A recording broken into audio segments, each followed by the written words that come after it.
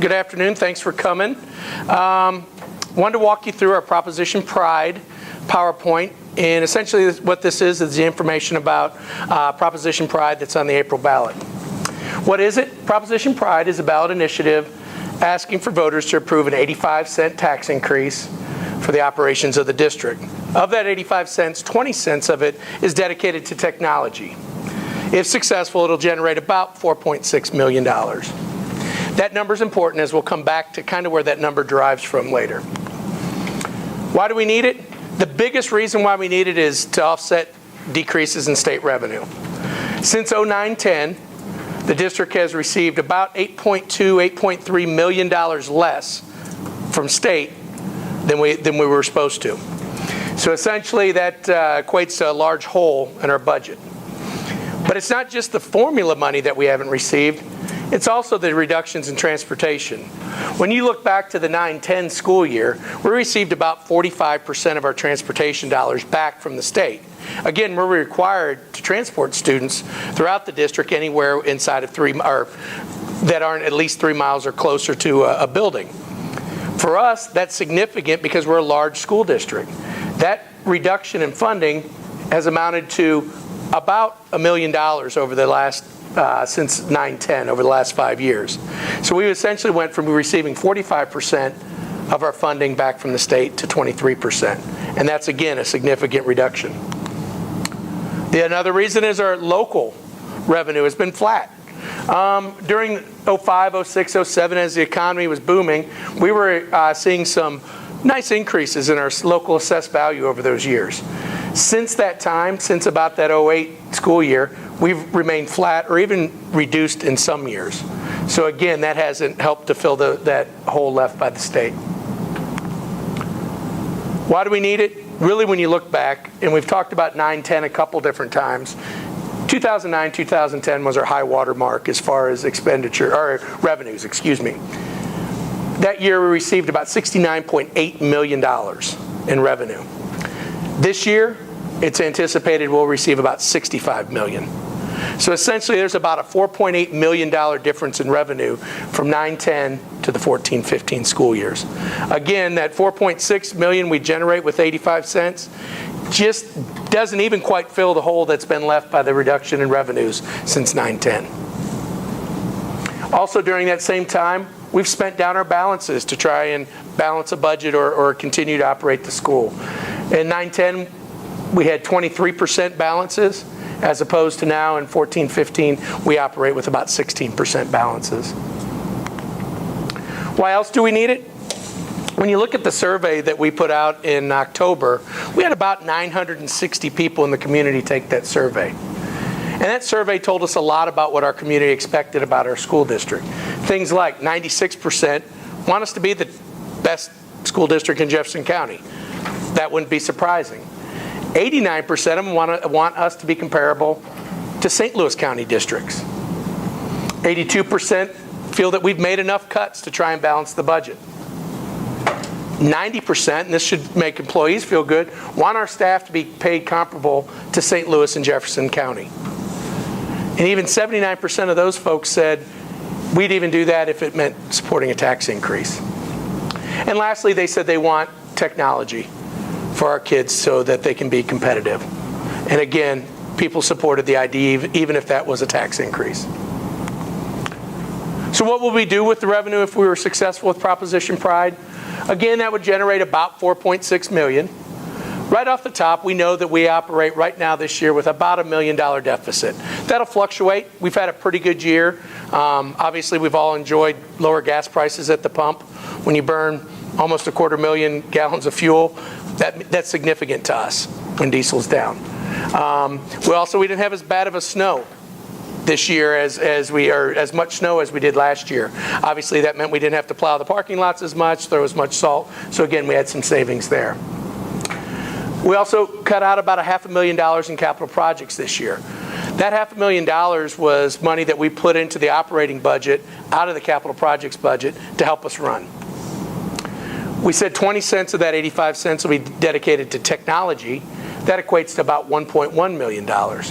So when we take that 4.6 and subtract out the known variables that we have, That leaves us about $2 million to address salary deficiencies, positions we've cut, restore some building budgets, and begin to look at how we restore some of the balances that we've spent over the last half a dozen years. Okay, survey said that technology was important. 94% of our people said they recognize that we have to have technology in our kids' hands in order to be competitive. So what we're doing with that right now is we have a committee looking at developing what a one-to-one program would look like for our schools. For us, a one-to-one program won't look the same at our elementaries as it does our high school or even our middle school. But that committee is going to gather research about not only what that looks like or how we'd implement that, but what is the best device. Again, the best device at an elementary school might be different than what it is at the high school. We're looking at Chromebooks, tablets, laptop carts, you name it. We're going to try and figure out what would be best for us. And also, we've already got the infrastructure in place, so really it's more about getting the devices now to put them on that infrastructure. The survey said they wanted comparable salaries. When you look at this beginning teacher comparison, obviously we don't stack up very well. Frankly, it's embarrassing to think that to teach in the neighboring district to ours, right across the street in many cases, you would receive $8,423 more to be a beginning teacher in Rockwood than you do here. We've got to do something to address that, and obviously this would help us to do that. And we don't compare, it's not just Rockwood we don't compare it well against. When you look, even Hillsborough is almost $1,500 more as a starting teacher than what we are. So again, we have to recognize that needs to change, because we will need that number to raise in order to be competitive when it comes time to fill teaching positions.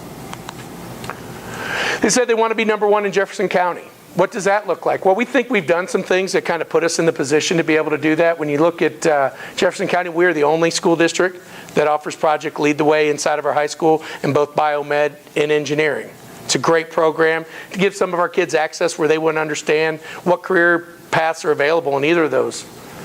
We're also the only district in Jefferson County, I believe, the only one in the metropolitan area and only one of 3 in the state, I believe, that offer Chinese. Again, something that sets us apart and gives us a little bit better opportunity for our kids to be competitive.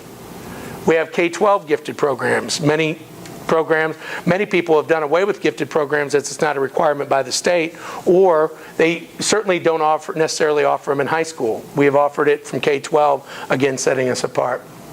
And oftentimes our people look to our at-risk programs. We offer a great variety of at-risk programs, and in fact, many times kids in secondary schools move to the district because of those programs. So again, those things all set us apart. Survey said they want us to be comparable to St. Louis County. So what does that look like? So what we decided to do was take a district that was close to us that we could make a comparison to. We picked Lindbergh. Most of us that drive up and down the 30 corridor to get to 270 drive through the Lindbergh School District. So why not? It's proximity, it's close. Student population's about the same, very similar. They're slightly over 6,000 kids. We're about 6,400. They are the highest achieving district in the state. Why wouldn't we want to compare ourselves to them? They're doing something right there. And again, these are who our kids compete against, whether it's sports, band competitions, for jobs, on tests, for scholarships in Fenton. And Lindbergh's a hold harmless district just like we are. So what's that look like? Well, one of the things that strikes you first when you look at it is while we are fairly similar in size, 6,400 to 6,038, we are 5 times the geographic size of Lindbergh. We are 124 square miles, they are 24 square miles. So they take the same number of kids that we put in our entire district and pack them in a fifth of the size. Their assessed value is $1.2 billion with a B. Ours is $546,000. So despite, or $546,000, excuse me. So despite the fact that we're 5 times the size of them, we have less than half the assessed value in our district. Our AV per student comes in at about $85,000, where theirs is almost $200,000 per student. But when you look at our tax rates, they're very similar. Ours is $397 for operating. Theirs is $376. Debt service is we're about 12 cents higher. But there's one thing that people forget that every school district in St. Louis County pays that we don't. And that's the special school district tax. Special School District charges an additional $1.24 per $100 of assessed value for all of St. Louis County schools, and they provide, in return for that, the services for students with special needs. So when you really looked in at our comparison, they're about 90 cents higher than us when you look at that. So what's that look like on as far as numbers? Well, when you look at total expenses, we're about the same. We'll come back to that because actually we're about $100 more.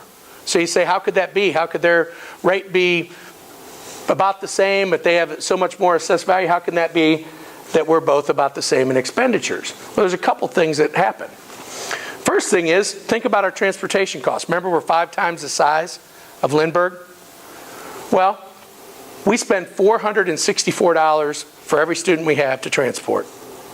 They spend about $220. When you look at that, we spend more than double what they do just to get the kids to and from school. We need a great transportation system that's safe, reliable, on time, all those things. But certainly spending an additional $240 per kid doesn't add any value to the instructional or the achievement of our students. It's a cost of doing business that's different for us than it is for Lindbergh. And that is despite the fact that we're much more efficient than they are. Our efficiency rate is much better than Lindbergh, so we actually get reimbursed at a higher rate than they do. But even with that, we spend approximately $3 million on transportation, where they spend about 1.4. The other big thing is special education. When you look at special education, they actually identify more students than we do as having special needs. Lindbergh identifies 782 students. We identify about 712. Another thing we've heard a lot about is Turfgate.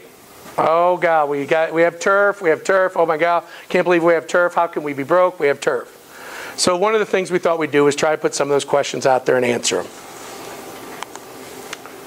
Where'd the money come from? Why did we not spend this on other things like salaries and books? The money's came from bond funds, and bond funds are very specific about what we can spend them on. They have to be facility type improvements, capital projects. So that's construction. The money can't be used for salaries. If it could have been used for salaries, I'm sure we would have. But it's illegal to use that for anything like salaries or operating expenses. So it had to be for facility improvements. Why turf? Why not a science lab or a new library or upgraded classroom space? Well, part of this goes back to, if we're going to engage our community and ask them what they want, we need to listen. A group of about 45 people came together over a series of weeks last fall before the bond issue, so this would have been fall of 13, to prioritize what they would do if a bond issue were successful. Putting turf on the field at the high school was the top vote getter, along with the kindergarten wing at High Ridge. So part of our problem is, if we're going to ask our community to participate and provide guidance for us, we have to listen to that guidance and not go a different direction. So while turf may not have been my first choice, it's certainly a great addition. And when we look at the numbers here in a second, you'll see that. But also, we did do some other things. We do have 2 new libraries going in. We do have some gym space. We do have a kindergarten wing. So it wasn't all just devoted to a turf on a football field or a stadium field. There was a lot of other things that went into this, some roof improvements, HVAC, and other things. I heard the district was going to dedicate part of the levy, 20 cents, to purchase and support technology. Why didn't they use the turf money for technology? One of the things is, first, it has to be a capital improvement. In order to be a capital improvement, it has to be at least $1,000. Most of our computers we use in our classrooms are not $1,000. As technologies come down in cost, that's not a realistic. So again, they might not even rise to the cost of. But even if they did, it would not make sense from a financial standpoint to take a computer that should probably be obsolete in 3, 4, or 5 years and finance it over 20 years. We wouldn't do that in our own homes with a car or anything else, where we'd take something where we know we'd still be paying for it long after we quit using it. So why would we do that at the school district? Now, we did take some of the money and put in infrastructure that'll be here long after the bonds are paid off, things they'll benefit the use of technology in classrooms, but it didn't make sense to buy computers with that money because of that. Question, why waste the money on turf when the grass at the high school stadium was just fine? And it's true. The grass was fine. It'd get torn up every year throughout the use. But bottom line is we didn't use it very often. We used that turf, or the grass field, last fall, so fall of 13, 21 times. It's either soccer game, football game, marching band, some event, 21 times. We used the turf field this fall 121 times. We're using the turf field every day, all day, for PE, through practice. Kids are coming there at night and using it. Kids are using it on the weekends. We use it all the time. So the cost per use on a turf field is much lower than it is to have a grass field. But beyond that even, when we put in the turf, we do away with some of the maintenance costs associated with grass. Cutting, fertilizing, watering, lining the field. Those things we can do away with. There's still maintenance to do on a turf field, but not nearly as much as what you would have with a grass field. Why does our district need such a luxury? Okay, other schools don't have it. I'd argue we're kind of behind the ball in this one. There's 12 schools in Jefferson County, and of those 12 schools, 10 of them already had turf before we did. So actually we were on the backside of what school districts in Jefferson County have been doing with turf. Some people would say, well, Rockwood doesn't have it yet. And I agree, they don't. They're currently running another bond issue to do turf on their 4 stadium fields. But again, they've tried, they just haven't passed it in the past. So it's not that they don't want to do it, they just haven't been successful yet. So again, we're more the norm now than we are the exception. Okay, how about more budget cuts? That's another question we hear. Why would we do a tax levy increase? Why not just cut the budget? And folks, we had a fiscal responsibility committee that met this fall. They met, I think 7 or 8 weeks it was, and we prioritized over $3 million in reductions that we can implement if needed. Okay, they recognized there wasn't anything really. There's no bad programs. There's not something that's really easy to cut, but also they knew that we had to have some ideas on what we're going to do in the event that we weren't successful. Ultimately, any decisions of cutting will be made by the board, but the group did prioritize. They came up with 15 different programs. And the way these programs came about, we looked at what does the state mandate us to do. Things that we're not mandated to do were fair game, and that's how many of these came about. That group was then asked to prioritize of those recognized cuts, what would be the first thing they would do, what would be the last thing they would do. And this rating system was used, and this is how they shook out. So again, these are the reasons these were identified, or they are not required by whatever piece or component we were looking at was not required by the state. Okay, so what is the cost? Projected revenue again is $4.6 million. Every house in Jefferson County is assigned a value by the assessor. If the assessor assigns a house a value of about $100,000, which is average in our part of the community, that impact is $161.50. That monthly impact, $13.46, weekly $3.11, or daily impact of 44 cents. Again, if the house is assessed higher than that, obviously it would be more, or if it's assessed lower than that, it would be less. But again, that's kind of the breakdown. We understand that can be a burden still, but again, it's not, when you look at 44 cents, that's not a terrible thing to consider. If they have questions, if anybody you talk to does, they can find on our website. There's an informational piece on the main page, right-hand side, under the featured. There's a Proposition Pride link, and that gives links to not only this presentation, but all the presentations we did through the budget cut and the survey results as well.